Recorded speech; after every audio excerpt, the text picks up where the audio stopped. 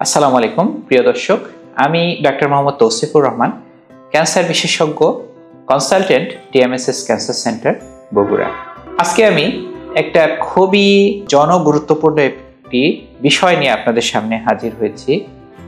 সেই বিষয়টি হচ্ছে একটি প্রশ্ন সবার মনে, বাংলাদেশের কোটি কোটি মানুষের মনে যে প্রশ্নটি সবসময় খেলা করে, সেটি হচ্ছে ক্যান্সারের চিকিৎসা কি বাংলাদেশে নেই? বা আমি যদি উল্টা করে বলি, ক্যান্সারের চিকিৎসা কি বাংলাদেশে আছে?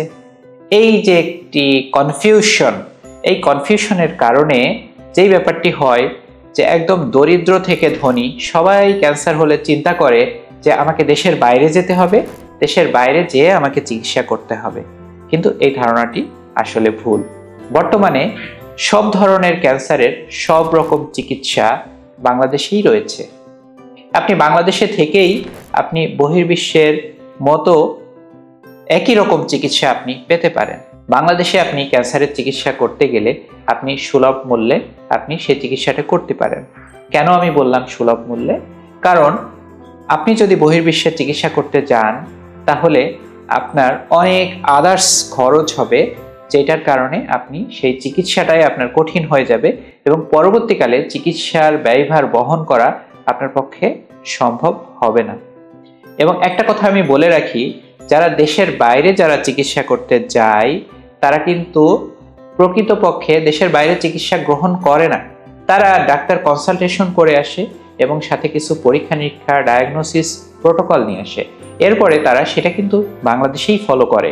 বর্তমানে বাংলাদেশে উন্নত বিশ্বের মতো chemotherapy, radiotherapy, immunotherapy, targeted therapy ইত্যাদি সম্ভব।